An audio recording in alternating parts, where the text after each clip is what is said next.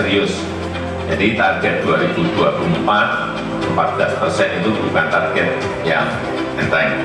Tetapi kalau kita kerja dengan serius, lapangannya terkuasai, kerjasama, kolaborasi, saya kira penurunan angka stunting akan bisa kita lakukan secara signifikan. BKKBN memegang kendali pencegahan stunting mulai saat ini.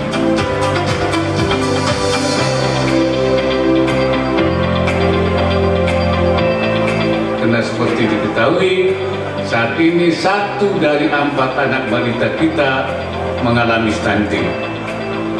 Stunting hingga saat ini masih menjadi masalah besar yang membutuhkan penanganan serius.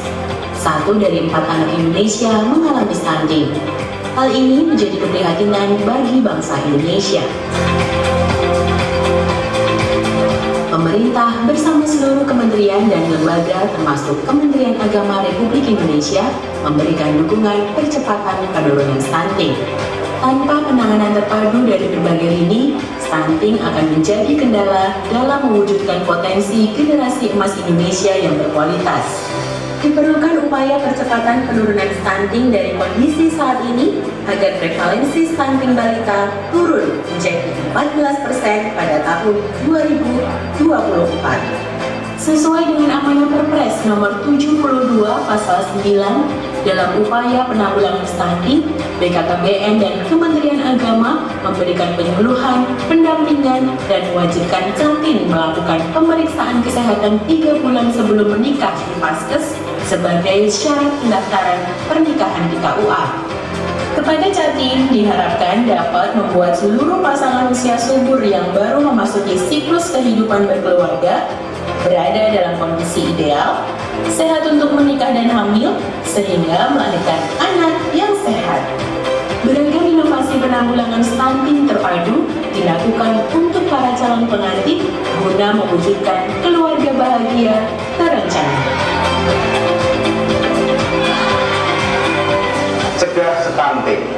Bagi calon pengantin, periksalah kesehatan 3 bulan sebelum menikah di fasilitas kesehatan terdekat. Kangge ngawekani stunting, wiranen daerah istimewa Nganjuk Yogyakarta. Siaga nyebuyung aplikasi elektronik siap dikawan ambil utawi LCMil. Kangge kontrol keluarga ingkang sehat lan memotong. Ngawekani stunting penting. Kami remaja Sumatera Selatan siap bersama-sama menyukseskan program pemeriksaan kesehatan 3 bulan sebelum nikah untuk cegah stunting maka keluarga kita sehat dan bahagia. Ayo cegah stunting.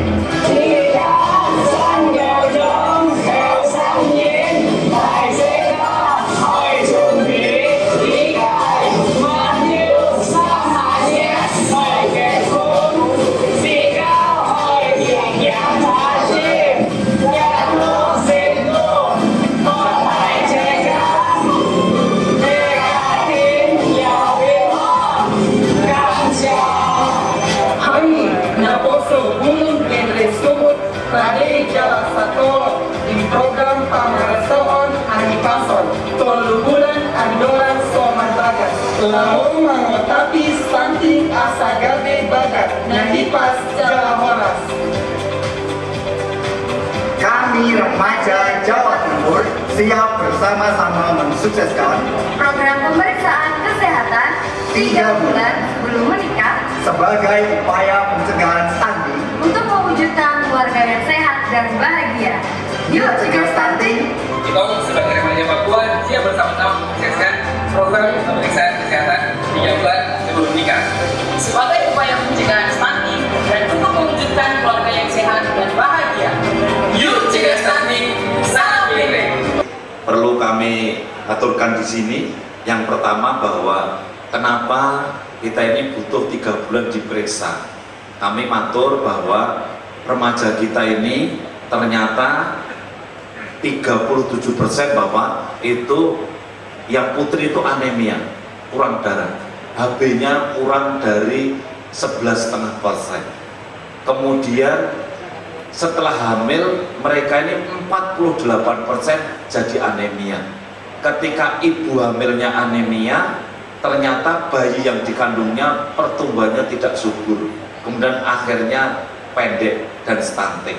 Stunting punya kerugian 3, 1 pendek belum tentu stunting, tapi stunting pasti pendek, sehingga yang stunting tidak punya kesempatan menjadi TNI, Polri dan sebagainya. Yang kedua, stunting itu daya intelektualnya rendah, untuk menghafal juga sulit, untuk menalar, melogika juga sulit, sehingga dia tidak bisa bersaing.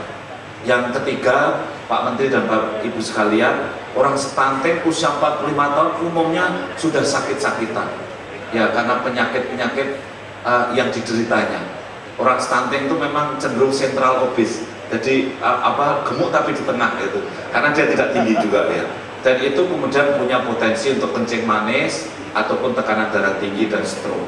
Itulah Bapak Ibu sekalian yang saya hormati, sehingga Bapak Presiden, Pak Presiden Joko Widodo untuk mewajibkan stunting harus di bawah 20%. Seperti WHO juga permisif apabila stunting di bawah 20%. Bisa menggunakan tambah darah. Betul. Tapi juga tidak hanya perempuan ya. 3 bulan sebelum nikah harus sudah periksa. Kemudian hasil pemeriksaan itu diinput di namanya aplikasi LCMIL. HB-nya berapa, tinggi badan, berat badan, kemudian juga lingkar lengan atasnya, itu aja 4 itu.